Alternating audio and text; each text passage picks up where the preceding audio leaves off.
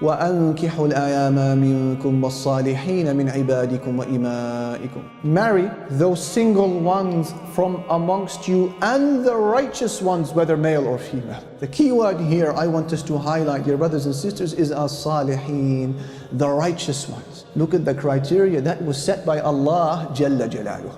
We are not saying to dismiss other important factors like kafa'a, compatibility between the spouses, and other personal desires or requests, things that you wish for as a man or as a woman in this person. We are talking about the bedrock.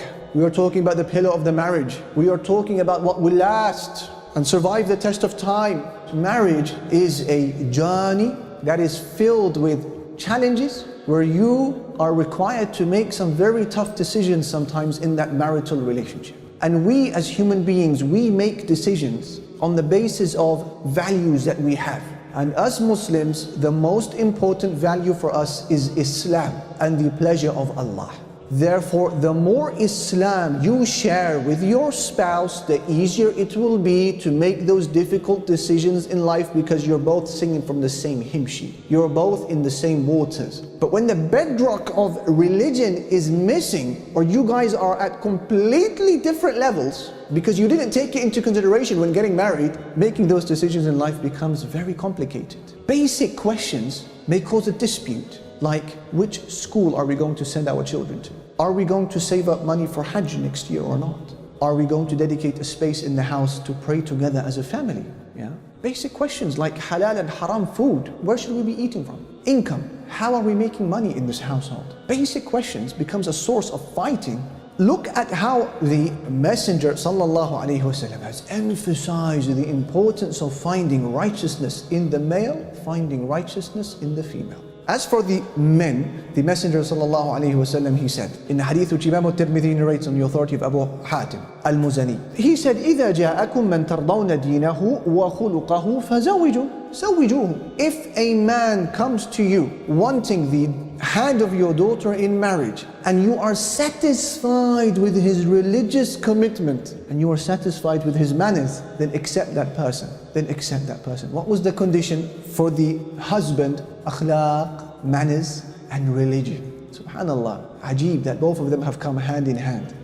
The relationship cannot truly be successful and properly prosper Islamically if one of those two are missing. It's not enough to say, this man is on the deen, but there's no manners with the people. And it's also the opposite scenario is probably more likely, where a sister, she may say to her family, I'm interested in this individual, he has such good manners, but he's not praying at the moment. Inshallah, he will change. Prophet ﷺ said, you're happy with his religion, and you're happy with his conduct with people, with his akhlaq, this is a person to marry. That is what he said about husbands. What did he say about wives? Something very similar. A parallel hadith, Bukhari and Muslim narrate on the authority of Abu Hurairah, that the Messenger ﷺ said, in the famous hadith, تُنْكَحُ الْمَرْأَةُ, of course every brother has memorized this hadith, تُنْكَحُ الْمَرْأَةُ لِأَرْبَعٍ لجمالها ولحسبها ولمالها ولدينها فاظفر بذات الدين تربت يداك. He said women are usually married on the basis of several matters, either because of her beauty or her lineage or her money or her religion. Then the Prophet ﷺ said, I advise you, O Muslims, to marry the religiously committed one. May you prosper. May you prosper. Allahu Akbar. Is this the type of person I see raising my children? Is this the type of man, she may say, who I see myself with in another 40 years from now? Many issues could have been resolved if we had been a little bit more diligent and did the background checks and thought with our brains, not with other parts of our body. وَأَنْكِحُوا الْأَيَامَ مِنْكُمْ وَالصَّالِحِينَ. Marry those who are righteous. Allah Almighty instructs. Maybe you have also experienced it, where a brother may go to a particular family having an interest in the daughter of that family. And then you see the level of importance that is placed just by virtue of the questions that are asked. Yes. So the question may be, do you have a job? Are you working? And he says something along the lines of, I'm in the process, or I'm looking for work, or something like that. And because of that, it's a blanket rejection. Nothing else investigated. Now, I appreciate that fathers would like to take care of the prosperity of their daughters and they want them protected. I have no issues with that. My main issue is with the other scenario now. If we flip around this scenario, where they may ask him, are you working? He says, yeah, I'm working. طيب. And I have a house. and I have a car, everything's in place, doctor, architect, whatever it may be, and the news comes to the family that this man doesn't pray. This man is just a one-shot hit Friday Jum'ah Salah. They say, yeah, inshallah, he'll start praying. Bi'idhnillahi ta'ala. He will change. Ajib.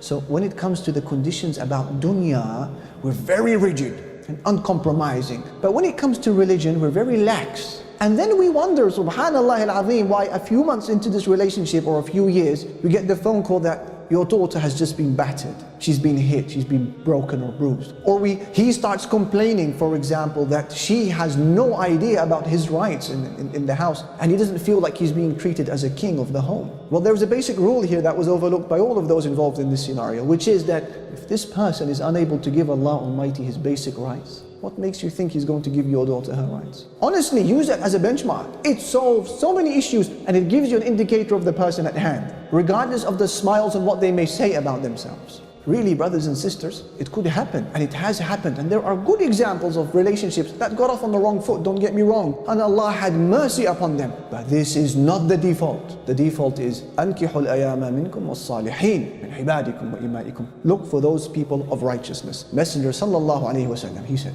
as Imam al-Tirmidhi narrates on the authority of Thawban, the companions, they said to him, Ya Rasulullah, ayyul mali nattakhidh? What type of wealth should we seek to acquire? He gave them an answer that they were not expecting. He said to them, لِيَتَّخِذْ أَحَدُكُمْ قَلْبًا شَاكِرًا وَلِسَانًا ذَاكِرًا وَامْرَأَةً صَالِحَةً تُعِينُ أَحَدَكُمْ عَلَىٰ أَمْرِ الْآخِرَةِ. He said, the wealth that you should seek to attain is this. You should seek to attain a heart that is grateful to Allah, and a mouth that is praising Allah, and a righteous spouse who will help you in your journey to the hereafter. Allahu Akbar. And he said, Ad-dunya mata', the hadith of Muslim on the authority of Abdullah ibn Amr ibn al-As. Ad-dunya mata', life is an enjoyment. Wa khayru mata'iha al-mar'atu salihah. The best enjoyment that this world could offer is a righteous wife. La ilaha illallah. A disclaimer I would like to add here, by the way. What is your understanding of a righteous wife, a righteous husband, by the way? Is our understanding of a righteous spouse that Allah wants from us is a woman who is in a black abaya from head to toe and her face is covered in, you can't see an inch of her body? Is this the religious ukhti that you're looking for? And I am not belittling that. The hijab is part of the deen, and the niqab is part of the deen. No one can take that away from the religion, regardless of how many TEDx talks they would like to give. But I am talking about, what is the religion in your eyes? Akhil Kareem, just so that you're not disappointed later on in your relationship. Gloves and socks and face cover. This is the religion, limited to exclusive to this? And then you find out that this woman behind this veil that has impressed you is backstabbing. She's a backstabbing, lying woman. Or she is a namama, a woman who moves between people, spreading gossip to spread corruption and break relationships. Or she is an individual who has many different faces, mashallah. And we have seen this over and over again, brothers and sisters. And the same I will say for our sisters. What is your understanding of a religious brother who has a long beard and a miswak in his pocket and a short thobe? And don't get me wrong, this is from the religion, and no one can belittle that or take it away. But I am saying, what is your understanding of a religious man? He may be dressed the part. He may have videos on YouTube and a huge following on social media, but he's an addict to pornography. Sah? He's an addict to other types of substances that he's injecting or inhaling or selling even. La ilaha illallah. It's not possible. He could be a man who has hasad, so much envy towards other people. He may have fallen out with his mom and dad. She may not be speaking with her parents either. What is your understanding of a religious person? Just the madahir, outward appearance, but no makhabir, no internal quality. Part of the deen, Akhil Kareem, Ukhti al-Karima, is akhlaq, is manners. Did he ﷺ not say that the heaviest thing that will be weighed on the day of judgment is manners? Religion is not cheating people with regards to their wealth, not conning them out of their money, not bringing in haram money into the house. That's religion. Religion is when you, sister, Ukhti al-Karima, you guard your tongue. You don't speak about people behind their backs. You don't show hasad, envy towards something khair that others have. Allah has given some and you want it taken away from them. Religion is about having a pure heart, clean heart that doesn't harbor enmity towards a believer. How can we ensure that the person we are looking to marry is a righteous person? What do we do? There are several things that we can do, and we have to ultimately rely upon Allah. One of those things that we can do from a practical perspective is make dua now. If you are not a married person particularly, and even if you're married, make the Quranic dua. رَبَّنَا هَبْ لَنَا مِنْ أَزْوَاجِنَا وَذُرِّيَّاتِنَا قُرَّةَ أَعْيُنٍ. Oh Allah, give us from our spouses and from our children those who will be the coolness of our eyes. And ask many of those brothers and sisters who are living some of the happiest days of their lives today. They will tell you, we used to make this dua religiously back when we were still bachelors. Dua. Second thing, when marriage gets a little bit more real, right? Istikhara, the prayer of consultation. Learn how to pray it if you are not sure. Pray it over and over again, and don't wait for a dream, don't wait for a vision. Number 3, background checks, references. Don't get caught in the moment. Love at first sight. We have to get married regardless of who agrees or disagrees. Akhil Kareem, Ukhtil Kareema, just for your peace of mind and to spare you a headache, do your background checks. Test the religion of that person one way or another in what is suitable and appropriate. Give it time to simmer. Do your background checks and be patient.